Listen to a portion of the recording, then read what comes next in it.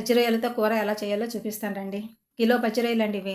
వీటిని శుభ్రం చేసుకుని పక్కన పెట్టుకోవాలి. బాండీలో 150 గ్రాముల నూనె వేడి చేయండి. దీంట్లో 2 మీడియం సైజ్ ఉల్లిపాయ ముక్కలు కట్ చేసుకున్న 4 పచ్చిమిర్చి వేసి 3 నిమిషాలు ఫ్రై చేసుకోవాలి. ఇలా వేగాక టీ స్పూన్ అల్లం వెల్లుల్లి ముద్ద వేసి పచ్చివాసన పోయే వరకు వేయించాలి. ఇప్పుడు కట్ చేసుకున్న పెద్ద టమాటా, రుచికి సరిపడా ఉప్పు, 1/2 టీ స్పూన్ పసుపు వేసి మగ్గించుకోవాలి. టమాటా మగ్గిపోయింది. ఇప్పుడు రొయ్యలు వేసి మరో 5 నిమిషాలు ఉడికించాలి. 5 నిమిషాలు అయింది. ఇప్పుడు టీ స్పూన్ ధనియాల పొడి, అర టీ స్పూన్ గరం మసాలా, 3 టీ స్పూన్ల కారం వేసి బాగా కలుపుకోవాలి.